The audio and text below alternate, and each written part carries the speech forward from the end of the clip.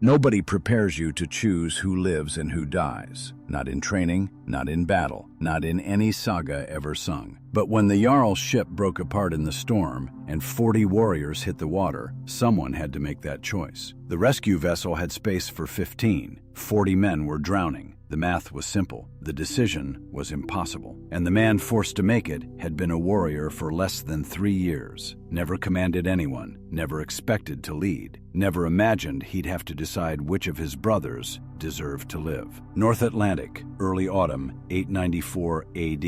3 longships cutting through gray water toward the Frankish coast. A raiding party, 120 Vikings, the largest force their settlement had assembled in 5 years. Leading them, Jarl Eric the Wise, 60 winters old, veteran of 40 raids, a man who'd never lost a ship, never abandoned his crew, never returned home without honor. His sons, Bjorn and Harold, sailed with him, both in their 20s. Both proven warriors, both expected to lead the clan someday. The second ship carried veterans, men who'd sailed with Eric for decades, craftsmen, traders, the backbone of the settlement's economy and fighting force. The third ship, the smallest, the oldest, carrying the youngest and least experienced warriors, was commanded by a man barely old enough to grow a full beard, Torsten, 23 winters, 3 years as a warrior, competent but unremarkable, good with an axe, adequate with a spear, decent at navigation. Nobody special, nobody destined for sagas, just a steady, reliable warrior who followed orders and didn't cause problems. His crew was 16 men, most younger than him, first or second raid for many, nervous, excited, dreaming of glory and silver. Torsten's job was simple: follow the jarl's ship, keep formation, don't get lost, don't do anything stupid. Easy work for someone who didn't want attention or responsibility. The morning started clear, perfect raiding weather. Wind from the east pushing them west toward Frankish territory. Water calm enough for good speed, rough enough to hide their approach from coastal watchers. Eric's ship led. Torsten's followed at a distance, the veteran's ship behind. By midday, they'd covered good distance. Another day and they'd reached the target settlement, a monastery, poorly defended, rumored to hold silver and valuable manuscripts. Then the sky changed. Not gradually, instantly. One moment, gray clouds, normal autumn weather. The next moment, the northern horizon turned black, solid black, like nightfall had come early. Torsten saw it first. His ship was positioned to see the northern approach clearly. His helmsman, a veteran named Ulf, saw it too, went pale. "Turn south," Ulf said quietly. "We're supposed to follow the jarl. Turn south, now!" But before Torsten could give the order, the storm hit. No warning, no gradual wind increase, just instant violence. The wind struck like a physical blow. The ship lurched sideways. 2 men went overboard immediately. Ropes snapped. The sail tore partially. Rain came horizontal, not droplets, solid sheets of freezing water that blinded and choked. Waves rose, not the normal rolling swells. Walls of water, vertical, impossible. Torsten grabbed the tiller, trying to keep the ship pointed into the waves. If they turned sideways, they'd capsize in seconds. Through the rain and spray, he could barely see the jarl's ship, still ahead, also struggling, sail torn completely, men clinging to whatever they could grip. The veteran ship had already turned south, running with the storm, trying to survive. Smart, that's what they should do. "Turn south!" Torsten screamed to his crew. But turning in waves this size was nearly impossible. They had to time it perfectly. Turn in a trough between waves, or the next crest would roll them. Ulf was screaming something, pointing. Torsten looked. The jarl's ship was breaking apart, not sinking, breaking. The keel, the spine of the ship, cracked. Torsten heard it, even over the storm. A sound like the world splitting. The ship folded,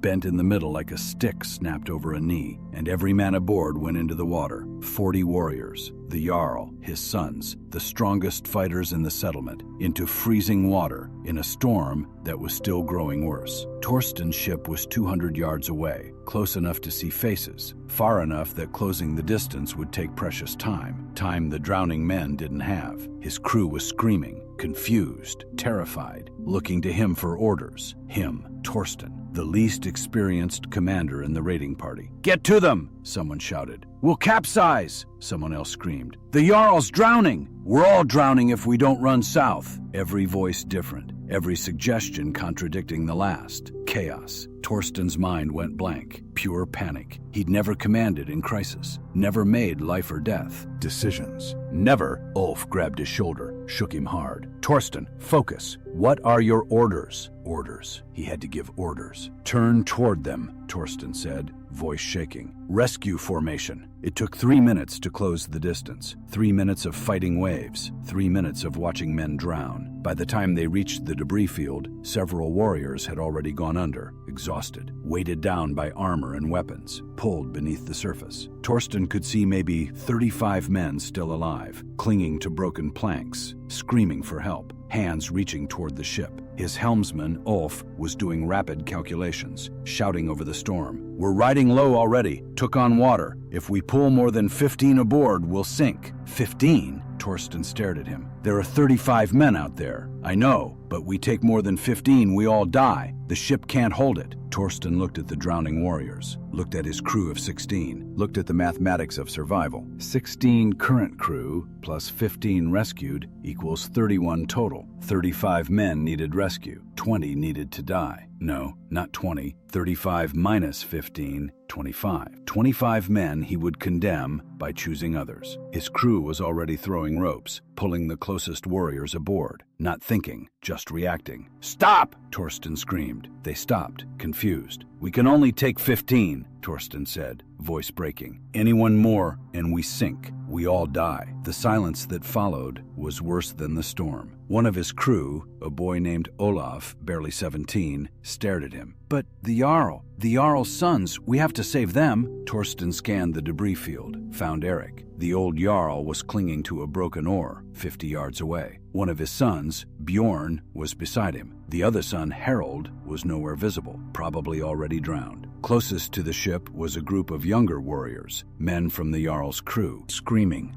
begging, hands reaching. Beyond them, veterans, men who'd sailed for 20 years, strong swimmers, still fighting but getting weaker. Further out, more warriors, scattered, some already giving up, floating face down. 4 minutes of survival time left, maybe less. The cold water would shut down their bodies. Hypothermia would take them, whether they drowned or not. 15 spaces, 40 men, no, 35 now visible, needing rescue. Torsten's crew waited for orders. The drowning warriors screamed. The storm hammered them all, and Torsten had to choose. Closest first, he said, hating himself as he spoke. Pull aboard whoever's nearest. 15 only. Anyone more and we sink. But the Jarl, Olaf started. The Jarl is 50 yards away. We don't have time. Closest first. It was logical. It was practical. It gave the most men the best chance. It also meant abandoning Eric, abandoning the Jarl who'd led their settlement for 20 years, the man everyone respected, the man whose sons would now watch him drown, while younger, less important warriors were saved instead. But there was no time for debate, no time for complex moral calculations. His crew threw ropes, pulled warriors aboard, fast, efficient. One, a young fighter named Knut,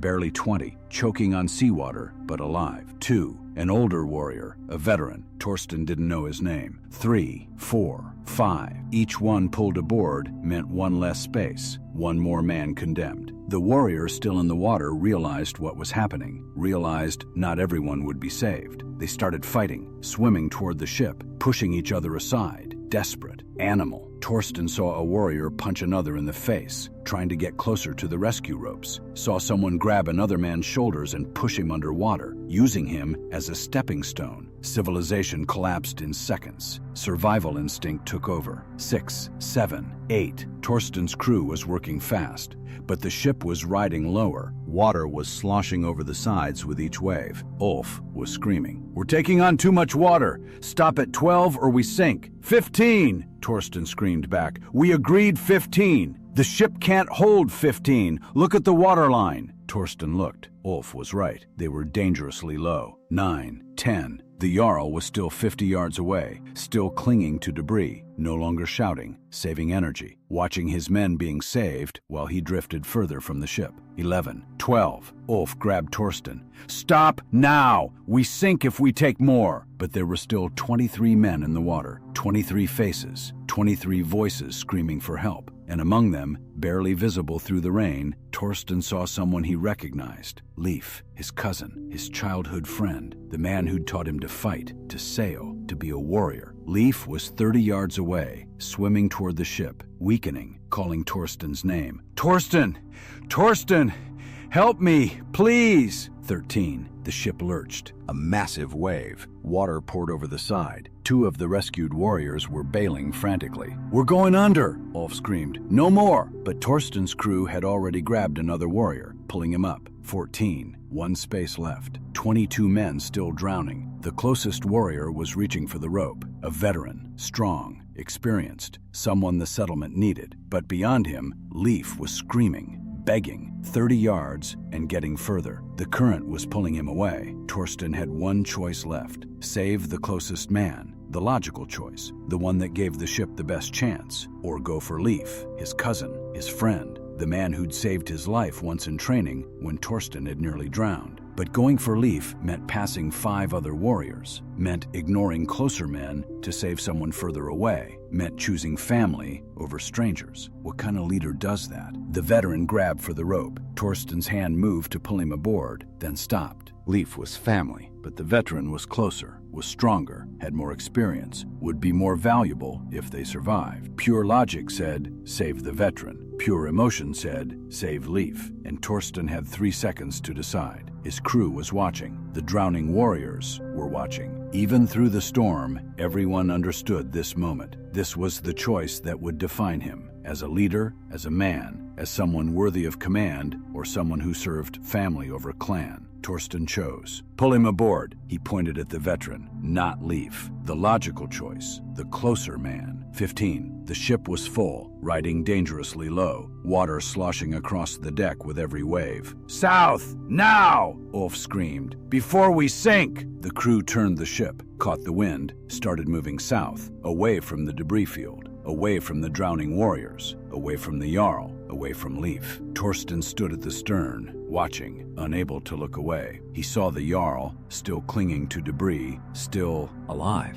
meeting Torsten's eyes across the water. No anger in that gaze, no accusation, just understanding, just acceptance. Eric raised one hand, not waving goodbye, acknowledging, one leader to another, approving the choice. Then he let go, stopped fighting, slipped beneath the water. The jarl was gone. Bjorn, his son, screamed, a sound of pure anguish. Then he too disappeared beneath the waves. Torsten watched 22 men die, one by one, some fighting until the end, others surrendering, all gone within minutes. He watched Leif, his cousin, his friend, the man who'd taught him everything. Leif didn't scream, didn't beg, just looked at Torsten, across the distance, through the rain, and nodded, understanding, forgiving. Then he too slipped beneath the surface, gone. The storm raged for 6 more hours. Torsten's ship barely survived. Water constantly bailed, sail torn, hull damaged, but afloat. The 15 rescued warriors sat in silence, exhausted, traumatized, alive. When the storm finally broke and the sun appeared, they counted losses. The jarl ship, 40 men gone, 0 survivors. The veteran ship made it south, 40 men alive. Torsten's ship, 16 original crew, 15 rescued, 31 alive. Total, 71 survived out of 120, 49 dead, including the jarl, his sons, and Torsten's cousin. They didn't continue to the raid, turned home instead, limped back to the settlement with damaged ships and broken spirits. The welcome was strange. Grief for the dead mixed with relief for the survivors. Families reunited with sons and fathers. Other families learning their loved ones were gone. The settlement's elders called a council 3 days after the return to understand what happened, to assign responsibility, to judge Torsten's choices. He stood before them, exhausted, hollow, unable to sleep since the storm. Every time he closed his eyes, he saw drowning faces. The head elder, a woman named Astrid, spoke first. "The jarl is dead. His sons are dead. 40 of our finest warriors are dead. And you, Torsten, were the one who decided who lived and who died. Explain your choices." Torsten's throat was dry. He'd prepared no speech, no justification. I chose the closest men, he said quietly. The ship could only hold 15 more without sinking. I chose whoever was nearest. It was the fastest way, the most logical way. The jarl was not nearest, Astrid said, not accusing, just stating fact. No. Why didn't you go for the jarl first? He was 50 yards away. The nearest warriors were 20 yards. Going for the jarl would have taken longer, would have meant fewer total rescues, would have risked the ship. So you chose efficiency over loyalty. I chose survival for as many as possible. One of the other elders spoke, an old warrior named Gunnar. Your cousin Leif, he was in the water. Was he among the 15 saved? No. Why not? He was 30 yards away. Others were closer. So you let your own blood drown while saving strangers. Torsten's hand shook. I let 22 men drown. Leif was one of them. I'll carry that forever. But if I'd gone for Leif, I would have had to pass other men, would have had to choose family over strangers. What kind of leader does that? Gunnar nodded slowly. A human one, but you chose differently. I chose the only way I could live with. Can you live with it? Astrid asked. Can you sleep? Can you close your eyes without seeing their faces? Torsten met her gaze. No, I can't. Every night I see them. Every night I hear Leif calling my name. Every night I watch the jarl slip beneath the water. No, I can't live with it, but I have to. Silence. Then Astrid spoke again. The jarl's wife wants to know why you didn't save her husband. Torsten had expected this, had no good answer. Tell her the jarl understood. In his last moment, he looked at me, and he understood. He would have made the same choice. Would he? I believe so. He was a leader. Leaders do what's necessary, not what's easy. Another elder, younger, spoke up. 15 men owe you their lives. 15 families have fathers and sons because of your choices. That should count for something. It does, Astrid said. But 49 families have empty chairs at their tables. That counts too. The council deliberated for hours. Torsten waited outside, numb, exhausted, not caring what they decided. When they called him back in, Astrid delivered the judgment. We find no fault in your actions. The storm was the killer, not you. You made the best choices possible in an impossible situation. The 15 men you saved testify that you acted with courage and logic. The ship would have sunk if you'd taken more. You were cleared of wrongdoing. Torsten waited. There was more coming. However, Astrid continued, you carry the weight of those deaths. That's the price of command, the price of being the one who chooses. You'll carry it for the rest of your life, and that's punishment enough. They were right. 5 years later, Torsten was jarl. Not because he wanted it, because the settlement needed someone who understood the cost of leadership, someone who'd been tested in the worst possible way. He led well, made hard decisions, kept the settlement safe and prosperous, but he never forgot, kept a list carved into the wall of his hall, 22 names, the men he hadn't saved, the men he'd watched drown. Leif's name was first, the jarl's name last. 22 reminders of the storm that took the jarl and made Torsten into a leader. People respected him, some feared him, none envied him, because they understood something most never learn. Leadership isn't glory, it's not songs and sagas, it's not honor and respect. Leadership is choosing who lives and who dies, and carrying those choices forever. Torsten chose 15 out of 40. 22 men died because of his decisions. He saved as many as he could, made the logical choice, did everything right, and it destroyed him anyway. Because nobody prepares you to choose who lives and who dies. Not in training, not in battle, not in any saga ever sung. You just live with it, or you don't live at all.